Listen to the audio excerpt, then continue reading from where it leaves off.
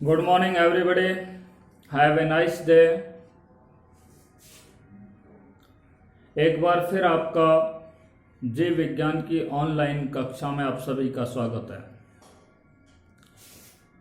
देखिए, हमने आपको कल हैंस विंकलर के अनुसार असंग जनन की परिभाषा बताई थी। साथ में हमने आपको बताया था कि असंग जनन दो प्रकार का होता है, बीजाणुभिद असंग जनन और युग्मकोद्भिद असंग जनन। ठीक है, युग्मकोद्भिद असंग जनन दो प्रकार का था, अनिषेक जनन, और दूसरा होता है अपयुग्मन प्रकार का। उसके पश्चात आपको हमने डॉक्टर पंचानन महेश्वरी के अनुसार, ठीक है, पंचानन महेश्वरी के अनुसार पुष्पीय पादपों में असंग जनन के प्रकार बताए और आपको बताया था कि पंचानन महेश्वरी ने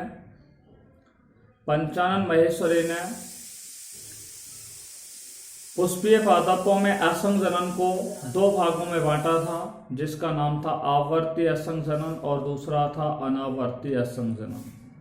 ठीक है, हमने आपको ये बताया था कि वे अध्ययन की संक्षिप्तता के लिए या इस पाठ के अध्ययन की संक्षिप्तता के लिए असंग जनन को मुख्यतः चार भागों में बांटा गया है: आवर्ती असंग जनन, अनावर्ती असंग जनन, अपस्थानिक भ्रूणता और लास्ट बताया मैंने कायिक असंग जनन, जिनमें हमने कल आपसे बात की थी अनावर्ती असंग जनन पर। ठीक है, अनावर्ती असंग जनन क्या है? मैंने आपको बताया था अनावर्ती असंग जनन के बारे में, आपको कल बताया था लास्ट क्लास में कि अनावर्ती असंग जनन के बारे में सबसे पहले जो अध्ययन किया था वो 1928 में जॉर्ज जैनसन नाम के वैज्ञानिक ने किया था।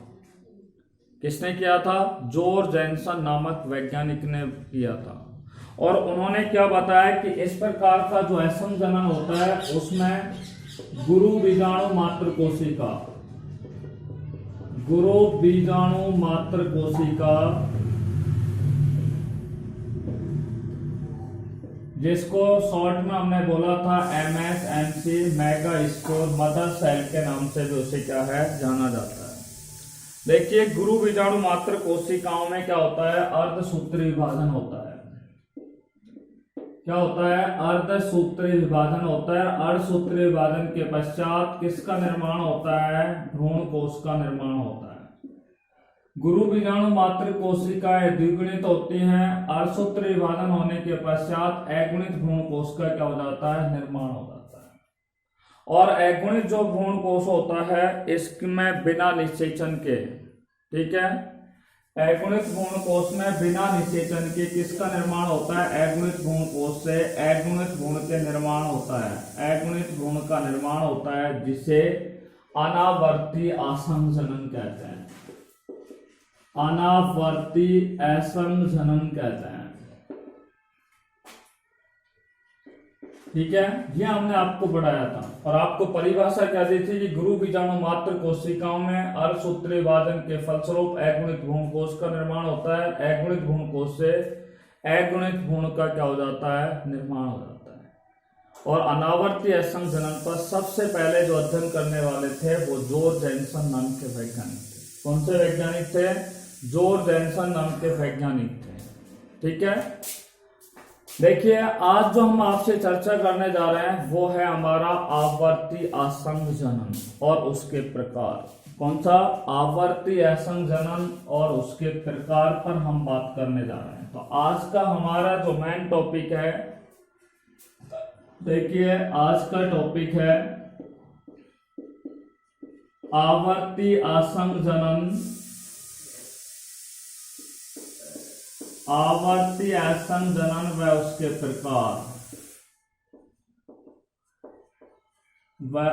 प्रकार, इस पे हम आपसे बात कर रहे हैं। ठीक है,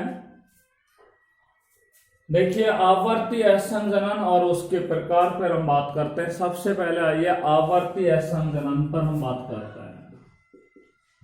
देखिए, आवर्ती असंग जनन को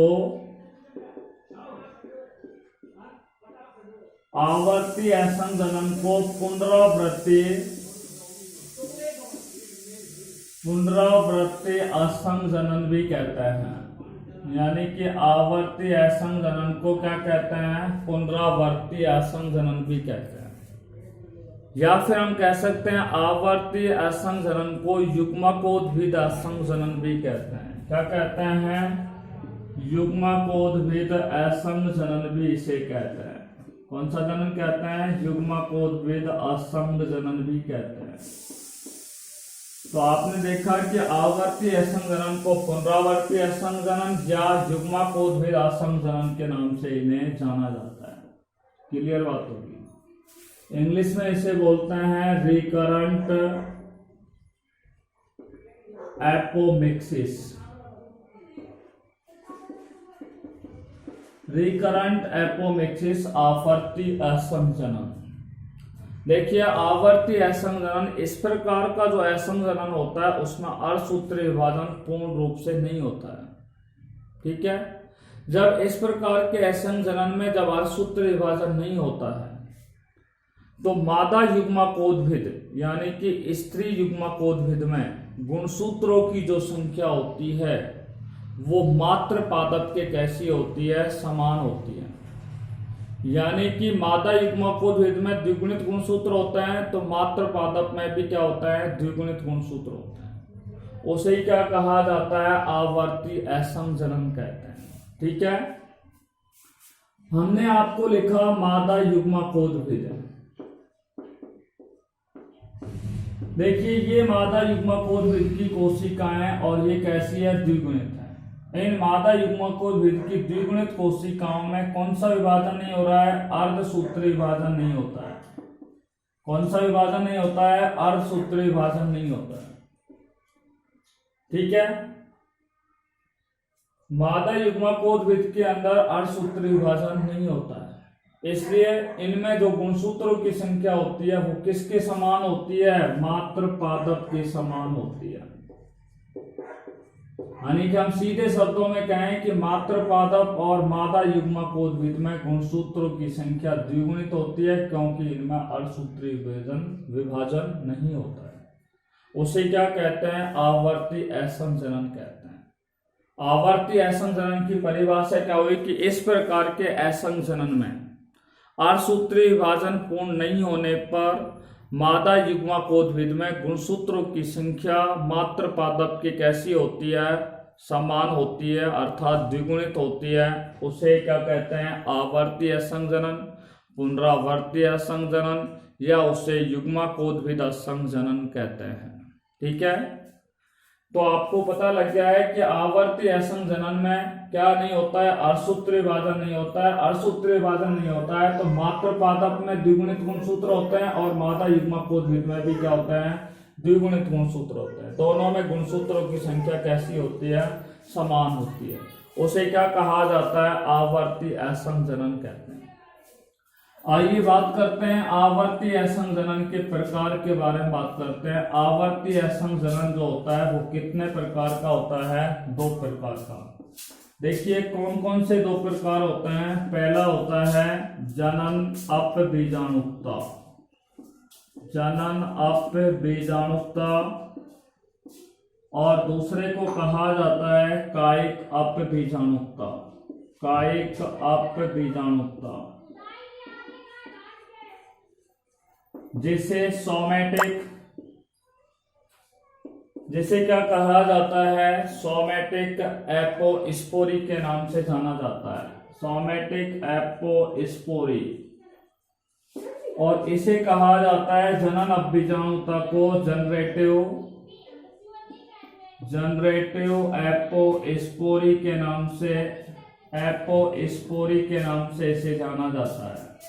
ठीक है, आवर्ती असंग जनन के प्रकार 2 प्रकार होते हैं, जनन अपबीजाणुता और दूसरा होता है कायिक अपबीजाणुता। सबसे पहले बात कर रहे हैं जनन अपबीजाणुता के बारे में बात करते हैं। देखिए सबसे पहले प्रसूतक की कोशिकाओं का निर्माण होता है। ठीक है, कौन सी कोशिका है? देखिए ये कौन सी कोशिका है? प्रसूतक की कोशिका है। प्रसूतक की कोशिका, इसको इंग्लिश में आर्किस्पोरियम की सेल के नाम से जानते हैं। आर्किस्पोरियम सेल। प्रसूतक की जो कोशिकाएं होती हैं उनमें गुणसूत्रों की संख्या कैसी होती है? द्विगुणित होती है। ठीक है, इन द्विगुणित कोशिकाओं से क्या है, यानी कि प्रसूतक की कोशिकाओं से किसका निर्माण होता है, भ्रूण कोश का निर्माण होता है। और भ्रूण कोश कैसा होता है, द्विगुणित होता है। भ्रूण कोश कैसा होता है, द्विगुणित होता है। और द्विगुणित भ्रूण कोश से किसका निर्माण होता है, भ्रूण का निर्माण होता है। और ये भ्रूण भी कैसा होता है, द्विगुणित होता है। इस प्रकार के असंग जनन को क्या कहा जाता है, जनन अपबीजाणुता कहते हैं। क्या कहते हैं, जनन अपबीजाणुता। जनन अपबीजाणुता की परिभाषा क्या हुई कि इस प्रकार के असंग जनन में प्रसूतक की द्विगुणित कोशिकाओं से द्विगुणित भ्रूण कोश का निर्माण होता है तथा द्विगुणित भ्रूण कोश की कोशिकाओं से द्विगुणित भ्रूण का क्या होता है, निर्माण होता है, जिसे क्या कहते हैं, जनन अपबीजाणुता कहते हैं। Such type of apomixis reproduction in which archesporium diploid cell form the diploid embryo sac and the diploid embryo sac form the diploid embryo that is known as generative aposporomy। ठीक है, अर्थात ऐसा जनन, ठीक है, ऐसा असंग जनन जिसमें प्रसूतक की द्विगुणित कोशिकाओं से द्विगुणित भ्रूण कोश का निर्माण होता है, द्विगुणित भ्रूण कोश की कोशिकाओं से द्विगुणित भ्रूण का निर्माण होता है, उसे जनन अपबीजाणुता कहते हैं। क्या कहते हैं, जनन अपबीजाणुता कहते हैं। बात समझ में आ गई कि जनन अपबीजाणुता के अंदर द्विगुणित भ्रूण का निर्माण होता है। आपने देखा कि अनावर्ती असंग जनन के अंदर गुरु बीजाणु मात्र कोशिकाओं में अर्धसूत्री विभाजन हुआ, जिससे अगुणित भ्रूण कोश का निर्माण हुआ और अगुणित भ्रूण कोश से अगुणित भ्रूण का निर्माण हुआ। यानी कि हमने बोला कि अनावर्ती असंग जनन में अगुणित भ्रूण का निर्माण होता है, जबकि आवर्ती असंग जनन में द्विगुणित भ्रूण का क्या होता है, निर्माण होता है। देखिए अब बात करते हैं कायिक अपबीजाणुता के बारे में। ठीक है, देखिए कायिक अपबीजाणुता पर हम चर्चा करने जा रहे हैं। कायिक अपबीजाणुता,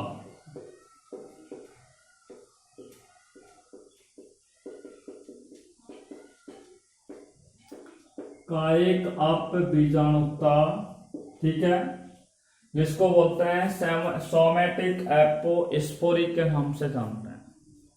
इसको हम समझा रहे हैं। सबसे पहले आपको बीजांड की संरचना के बारे में बता रहे हैं। ठीक है, ये बीजांड की संरचना है।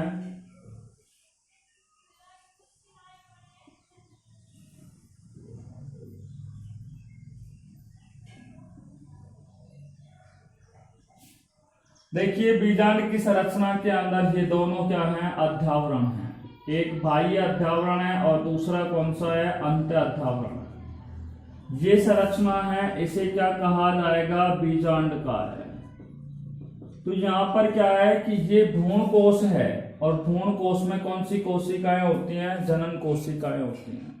ठीक है, यहां पर क्या है कि कायिक अपबीजाणुता में बीजांडकाय और अध्यावरण, ठीक है, बीजांडकाय और अध्यावरण की जो द्विगुणित कोशिकाएं होती हैं, ठीक है, बीजांडकाय की और अध्यावरण की जो द्विगुणित कोशिकाएं होती हैं, बीजांडकाय की, ठीक है, या अध्यावरण की, इन दोनों की जो द्विगुणित कोशिकाएं होती हैं उनमें से कोई भी एक ले लीजिए आप। ठीक है, बीजांडकाय की और अध्यावरण की जो द्विगुणित कोशिकाएं होती हैं, इनसे किसका निर्माण होता है, भ्रूण कोश का निर्माण होता है। किसका निर्माण होता है, भ्रूण कोश का निर्माण होता है। और कौन से भ्रूण कोश का निर्माण होता है, द्विगुणित भ्रूण कोश का निर्माण होता है। और इसी द्विगुणित भ्रूण कोश से किसका निर्माण होता है, भ्रूण का निर्माण होता है। और ये भ्रूण भी कैसा होगा, द्विगुणित होगा। इस प्रकार के जनन को क्या कहा जाता है, कायिक अपबीजाणुता कहते हैं। कायिक अपबीजाणुता की परिभाषा क्या हुई कि ऐसा असंग जनन जिसमें बीजांडकाय और अध्यावरण की द्विगुणित कोशिकाओं से द्विगुणित भ्रूण कोश का निर्माण होता है तथा द्विगुणित भ्रूण कोश की कोशिकाओं से द्विगुणित भ्रूण का निर्माण होता है, उसे कायिक अपबीजाणुता कहा जाता है।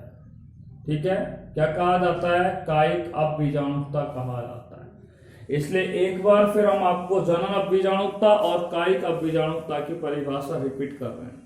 ऐसा असंग जनन जिसमें प्रसूतक की द्विगुणित कोशिकाओं से द्विगुणित भ्रूण कोश का तथा द्विगुणित भ्रूण कोश से द्विगुणित भ्रूण का क्या होता है? निर्माण होता है, उसे जनन अपबीजाणुता कहते हैं। कायिक अपबीजाणुता ऐसा असंग जनन जिसमें बीजांडकाय और अध्यावरण की द्विगुणित कोशिकाओं से द्विगुणित भ्रूण कोश का निर्माण होता है तथा द्विगुणित भ्रूण कोश से द्विगुणित भ्रूण का निर्माण होता है, उसे क्या कहा जाता है? कायिक अपबीजाणुता कहा जाता है। देखिए, पंचानन महेश्वरी ने पुष्पीय पादपों में असंग जनन दो प्रकार का बताया, एक आवर्ती प्रकार का और एक अनावर्ती प्रकार का। आवर्ती प्रकार के असंग जनन में द्विगुणित भ्रूण का निर्माण होता है, जबकि अनावर्ती असंग जनन में अगुणित भ्रूण का क्या होता है? निर्माण होता है। मैंने आपको बताया अध्ययन की संक्षिप्तता के लिए इस पाठ में असंग जनन को 4 भागों में बांटा गया। आवर्ती असंग जनन, अनावर्ती असंग जनन, तीसरा है अपस्थानिक भ्रूणता और चौथा है कायिक असंग जनन। इसलिए अब हम आपसे बात करने जा रहे हैं अपस्थानिक भ्रूणता के बारे में। देखिए, अपस्थानिक भ्रूणता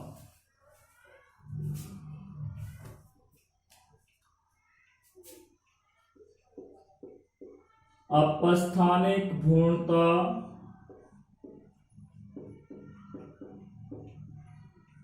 एडवेंटिव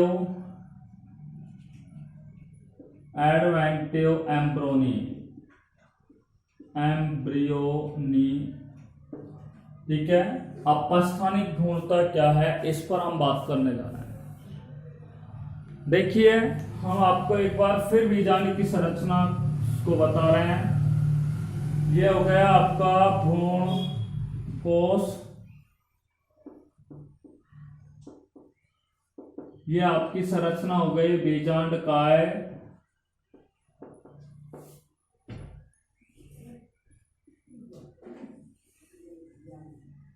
ये आपके दोनों हो गए अध्यावरण। ठीक है,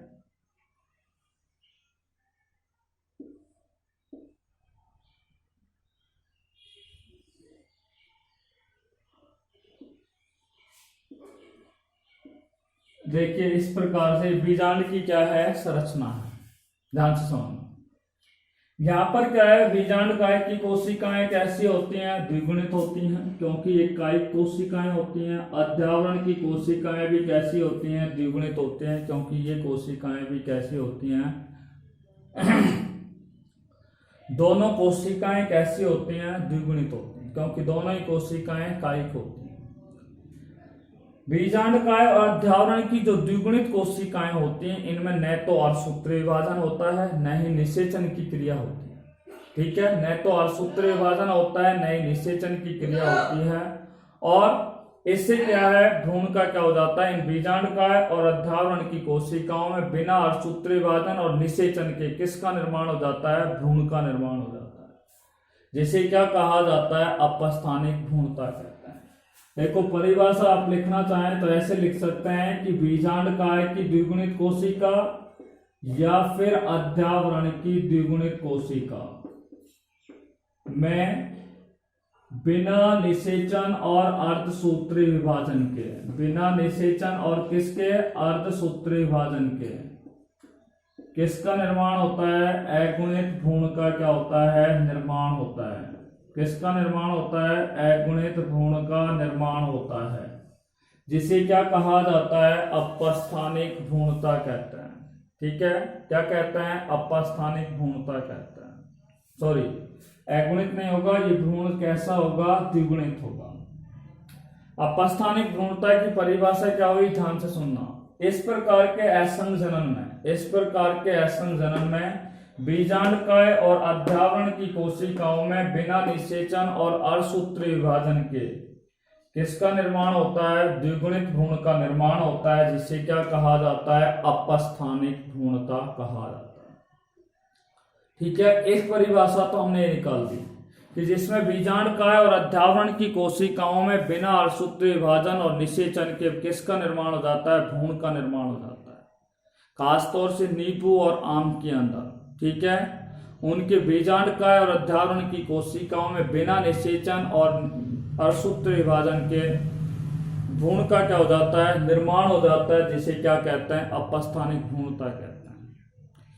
इसको हम क्या कह सकते हैं? भ्रूण जनन की वह प्रक्रिया। इसकी दूसरी परिभाषा हम आपको बता रहे हैं। भ्रूण जनन की वह प्रक्रिया जिसमें भ्रूण का निर्माण, भ्रूण जनन की वह प्रक्रिया जिसमें भ्रूण का निर्माण, ठीक है, भ्रूण कोश के बाहर। भ्रूण का निर्माण किससे होता है? भ्रूण कोश के बाहर। भ्रूण कोश के बाहर कौन सी कोशिका है? बीजांडकाय या अध्यावरण की कोशिका। भ्रूण कोश के बाहर स्थित बीजांड की किसी भी कोशिका से, बीजांड की किसी भी द्विगुणित कोशिका से होता है, उसे क्या कहा जाता है? अपस्थानिक भ्रूणता कहते हैं। भ्रूण जनन की वह प्रक्रिया, भ्रूण जनन की वह प्रक्रिया जिसमें भ्रूण का निर्माण, ठीक है, जिसमें भ्रूण का निर्माण भ्रूण कोश से बाहर स्थित बीजांडकाय की किसी भी द्विगुणित कोशिका से होता है, उसे क्या कहा जाता है? अपस्थानिक भ्रूणता कहते हैं। बात समझ में आ गई?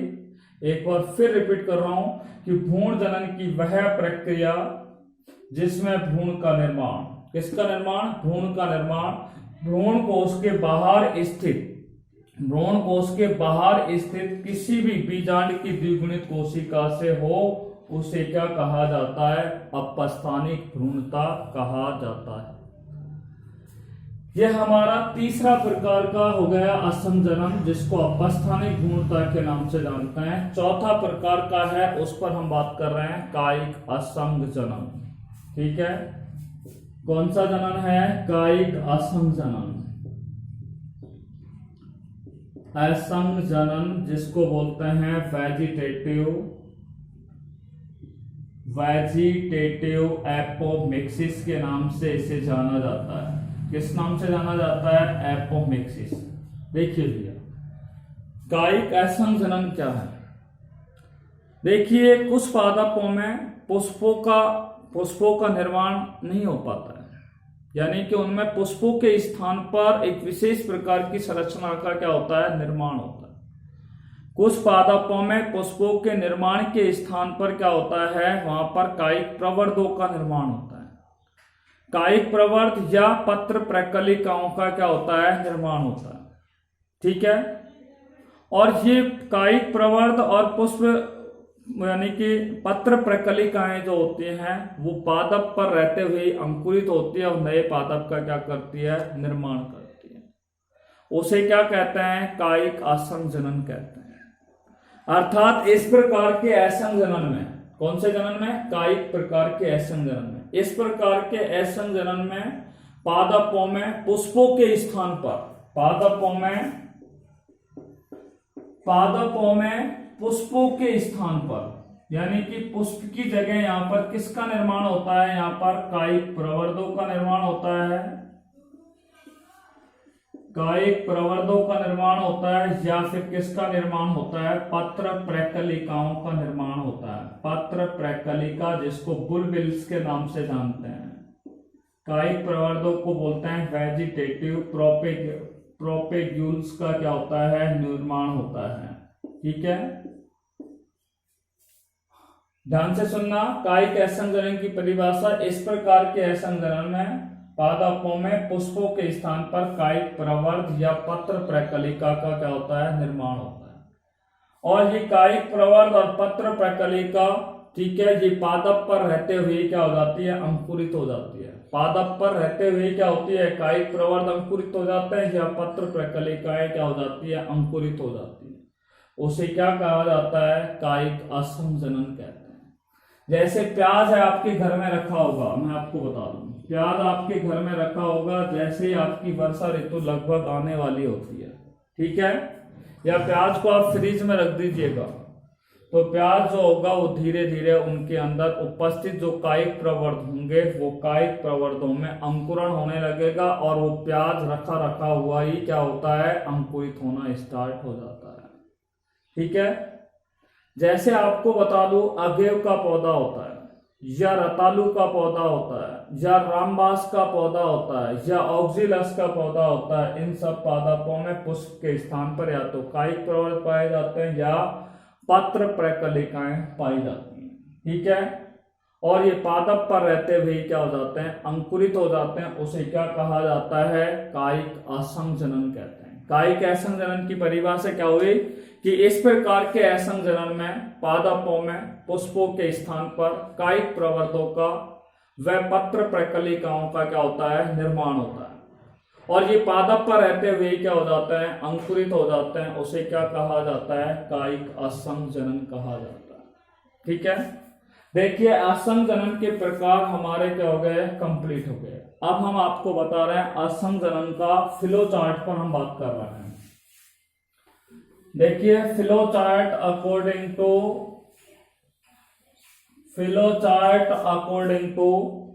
Hence Winkler. ठीक है, हैंस विंकलर के अनुसार असंजनन का फ्लो चार्ट, असंजनन का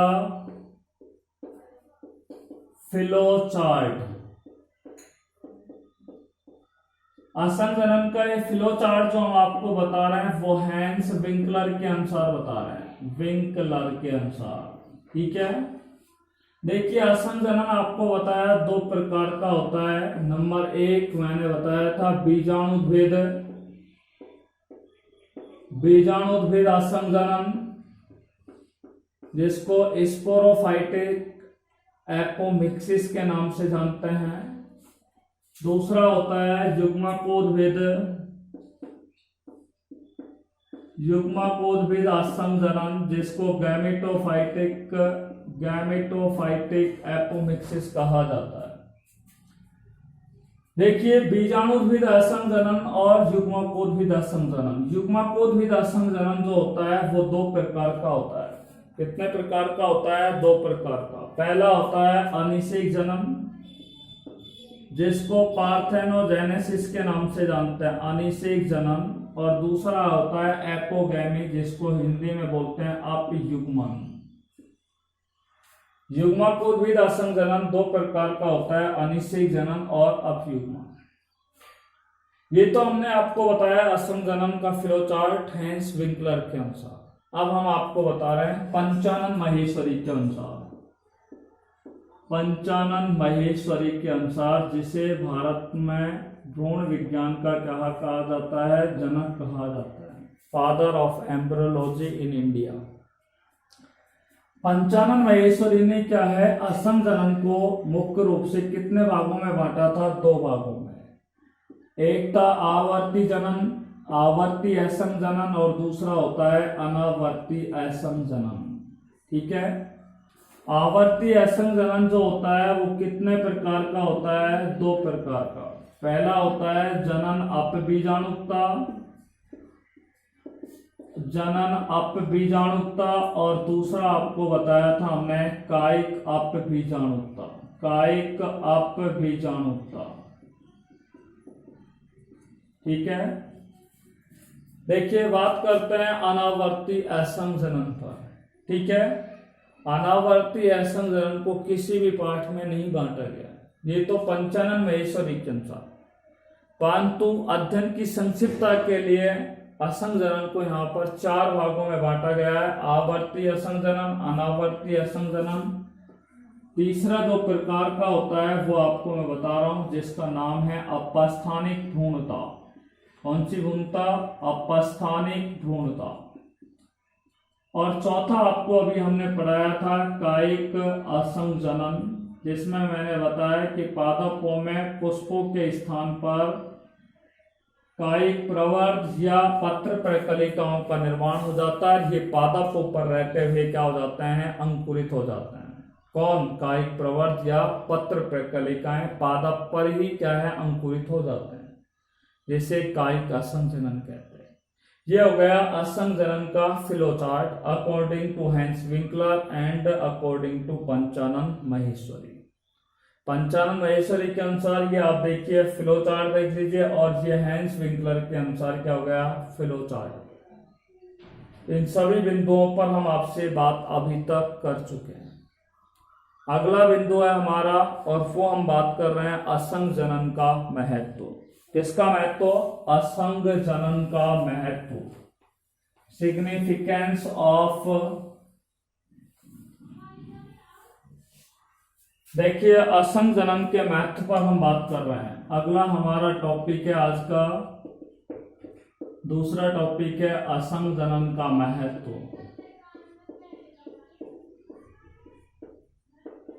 असंग जनन का महत्व, सिग्निफिकेंस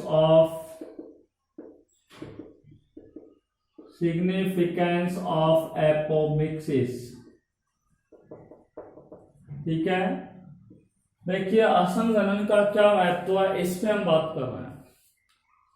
देखिए असंग जनन के द्वारा फसली पादपों का क्या है निर्माण किया जाता है। ठीक है, असंग जनन के द्वारा किनका निर्माण किया जाता है? फसली पादपों का निर्माण किया जाता है। फसली पादप हमने क्या है उगाए और उनसे फसली पादप आपने प्राप्त कर लिया। ठीक है, फसली पादपों के अंदर क्या होता है? कुछ लाभदायक लक्षण होते हैं। कौन से लक्षण होते हैं? फसली पादपों के अंदर कुछ लाभदायक लक्षण होते हैं, और उन लाभदायक लक्षणों को हम क्या है असंग जनन के माध्यम से उन्हें लंबे समय तक क्या रख सकते हैं? उन्हें सुरक्षित रख सकते हैं। लंबे समय तक क्या रख सकते हैं? उन्हें सुरक्षित रख सकते हैं, संरक्षित रख सकते हैं।